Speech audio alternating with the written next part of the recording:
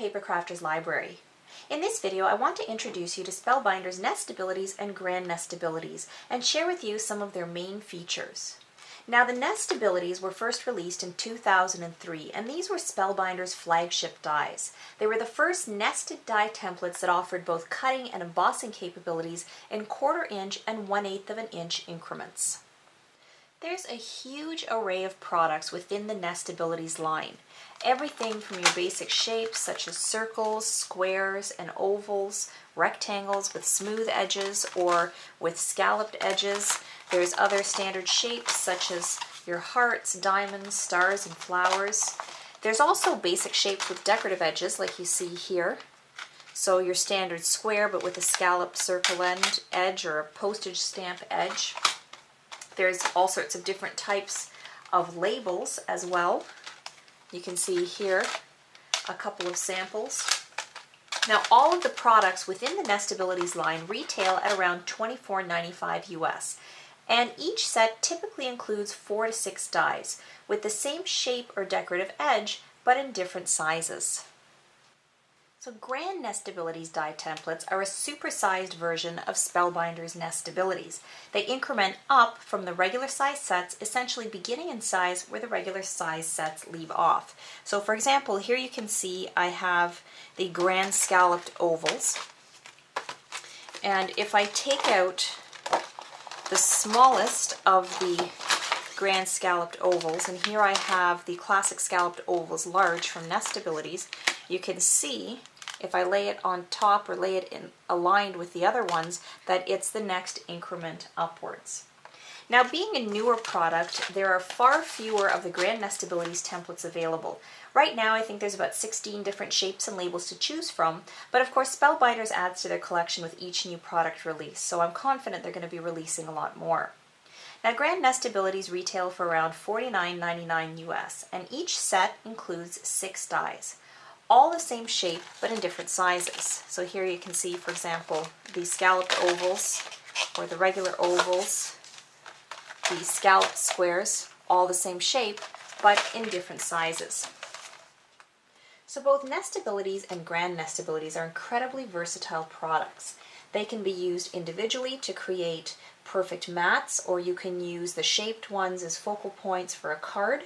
You can nest them together to create frames. You can use them to create shaped cards or windows in your cards. And you're not just limited to working within a particular set. You can mix and match dies between sets as well. Now, besides the die cutting and embossing function, which Spellbinders is known for, these dies can also be used as stencils. And I'm going to show you all of these features in a follow-up video. But now that I've given you a general overview of both the Nestabilities and Grand Nestabilities, let's take a look at a few of their features. So this is the original packaging in which the Nestabilities are sold in, and then here the Grand Nestabilities are sold in. Now, if you want to store your Nestabilities in their original packaging, then the best way to keep the packaging intact is to carefully cut along one edge. Now, most of the Spellbinders packages seem to have one edge that's sealed and one edge that's folded, as you can see here. Now, that's not the case for all of them. Like this heart one here has both edges are sealed, and you can sort of tell they've been pressed together with a pattern. But what I like to do with my packages, where you can see there's a fold line here and then one side is sealed, is to take a pair of scissors, and I'm using some fairly heavy-duty scissors, and then just cutting off the very edge of the packaging.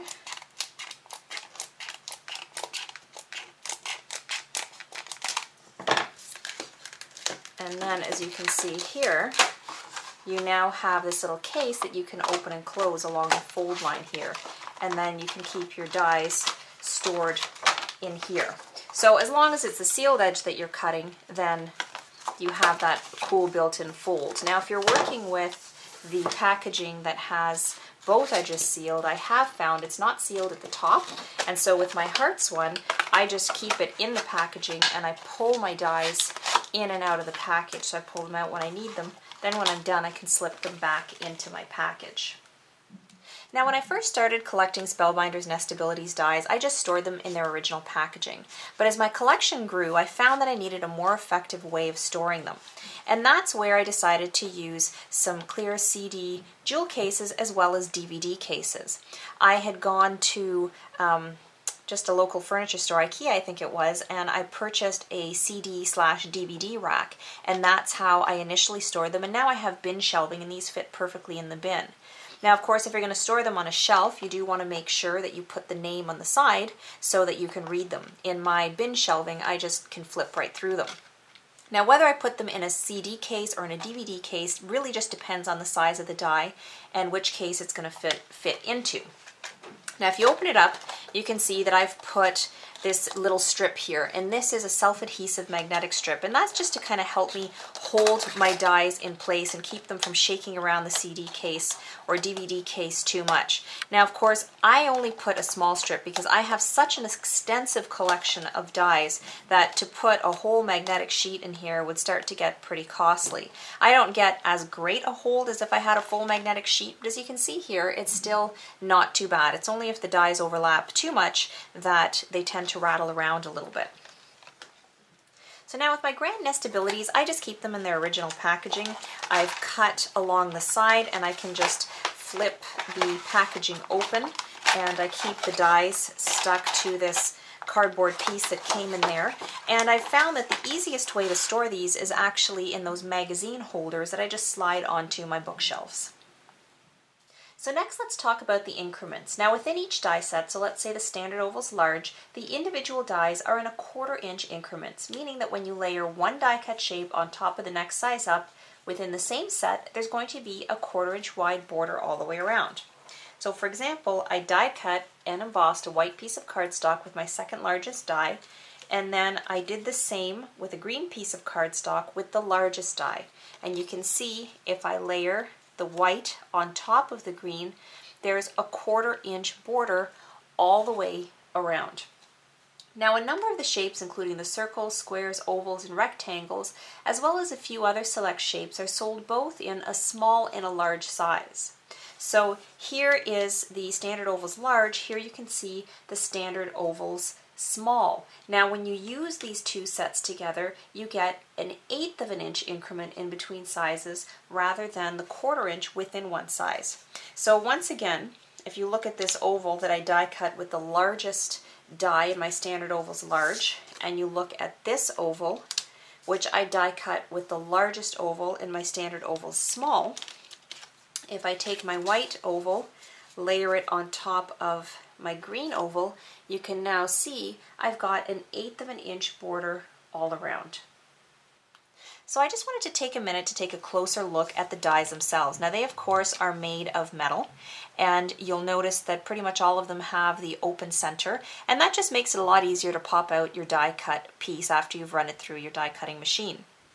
Now one side, the back side, is completely flat and smooth, and then if you flip it over on the other side, you'll notice this ridge running through the center.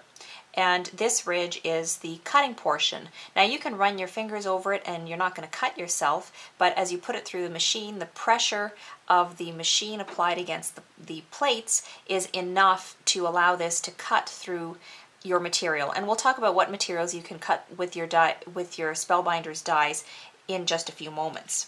Now you will notice that some of the dies that have more intricate edges around them, when you flip them over, you'll see that they have these holes. So it's still the smooth metal, but there's all these holes along the way. Now when I flip it over and you can see where the cutting blades are, you can see there's all these little enclosed areas, and that's the part that's going to get cut out, leaving that beautiful border around. So this picture here shows you what it looks like when it's been die cut. So what those holes are is it helps you pop those pieces out from your die first of all, and sometimes depending on the die where they're placed, they may help you pop out the die itself. You just need something with a fine tip that you can get in there and help poke that piece out. Now in the video where I show you how to use these dies, I also share with you a tip for using wax paper to make it easier to pop out intricate shapes. So that's a close-up look of the dies. So the next thing I wanted to talk about is what kinds of materials you can cut using your Spellbinders Nestabilities, and in fact any of your Spellbinders die templates. Well, really sky's the limit. In addition to pattern papers, cardstock, and lightweight chipboard, you can also cut things like fun foam, you can cut cork, you can cut felt, canvas, or other fabrics. You can cut through lightweight wood pieces, through acetate or transparencies, or even shrinky dink. You can cut through metal foils. If you cut through tissue paper, you can actually cut 10 to 20 layers of tissue paper in one pass through the die machine. You could cut faux leather, thin magnet material. It opens up a whole world of possibilities for both your paper crafting and mixed media projects. So that gives you an introduction to and some of the features of the Spellbinders Nestabilities and Grand Nestabilities. In the next few videos, we're going to see these dies in action. One of the videos is going to take a look at the cutting and embossing features and all the different ways you can use these dies and mix and match them. And then the last video is going to show you the stencil feature of these dies.